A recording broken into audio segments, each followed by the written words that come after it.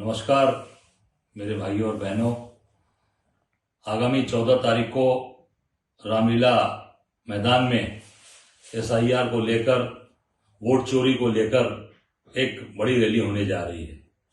मैं अपने सभी भाइयों से, बहनों से, अपने सभी परिवार के लोगों से आग्रह करूंगा कि इस रैली में मजबूती के साथ अपनी भागीदारी सुनिश्चित करें, जिसको हमारे नेता आदरणीय राहुल जी ने और हमारे कांग्रेस के लोगों ने जो मुद्दा उठाया है उस मुद्दे को पूरा समर्थन करें, साथ दें। हम सब लोग पूरी ताकत के साथ खड़े हैं और जो आज देश के अंदर जो वोट चोरी का मुद्दा है वो घर घर के अंदर है। मैं बनारस से आता हूं।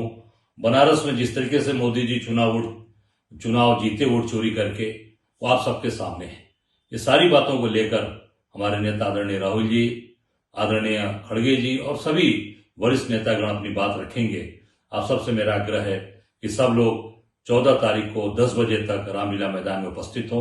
ये मेरा आप सबसे आग्रह है, निवेदन है। धन्यवाद। जय हिंद, जय कांग्रेस। पहले लड़े थे गोरों से, अब लड़ेंगे चोरों से।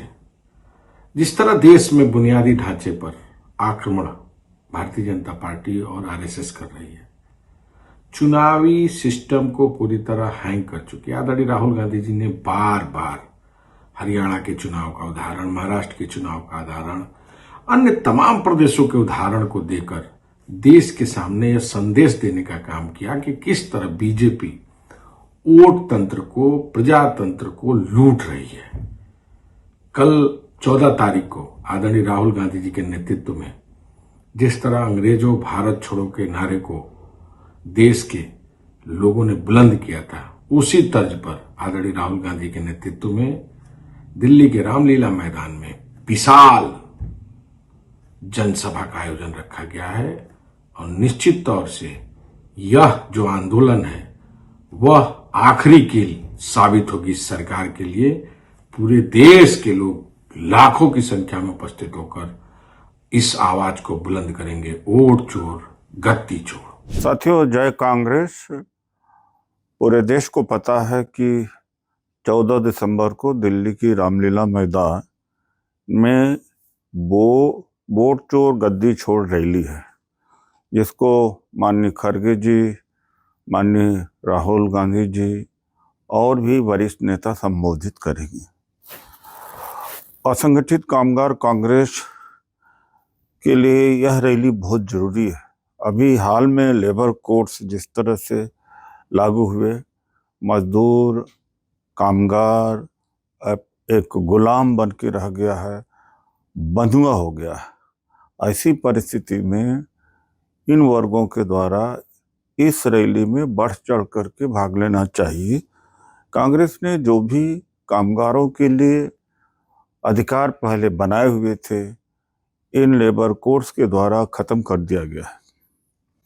दूसरी बात मैं कहना चाहूँगा कि भले कोई कांग्रेस का सक्रिय व्यक्ति न हो या कांग्रेस में न हो, उसका भी फर्ज बनता है कि 14 दिसंबर को दिल्ली की रामलीला मैदान में पहुंचे। अगर संविधान से मोहब्बत है, आज़ादी से मोहब्बत है, कहने का मतलब बोलने की आज़ादी से मोहब्बत है और लोकतंत्र की रक्षा करना चाहता है। दलित, पिछड़ों, आदिवासियों के लिए जो भी आरक्षण के प्रावधान थे, अधिकार थे, सब निजीकरण के द्वारा खत्म किए जा रहे हैं। अब ऐसा नहीं होगा कि लोग घरों में बैठ करके अपनी स्वयं की संस्थाएं चला करके और उम्मीद करें किसी नेता से कि राहुल गांधी जी क्या कर रहे हैं, खड़गे जी क्या कर रहे हैं, या मैं क्या कर रहा हूँ। जन आंदोलन की जरूरत है। जिस तरह से सत्ता पर कब्जा हो गया है आरएसएस भारतीय जनता पार्टी का, किसी एक संगठन की जिम्मेदारी के से या उसके संघर्ष मात्र से मुश्किल है कि इनसे आज़ादी प्राप्त करना। ये नौकरियां समाप्त कर दे रहे हैं, हर क्षेत्र में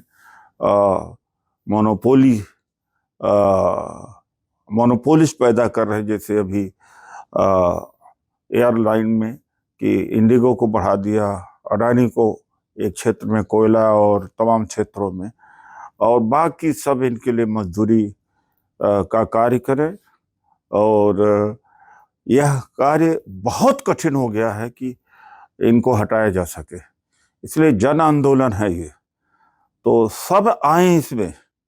14 दिसंबर की जो रामलीला मैदान रैली है सबके लिए है, चाहे वो रिक्शा वाला हो, रेडी पट्टी वाला हो, मजदूर हो, कामगार हो, कर्मचारी हो, सामाजिक कार्यकर्ता हो, और खास तौर से केकेसी के लोगों के लिए चुनौती की बात है कि भारी संख्या में वो आए।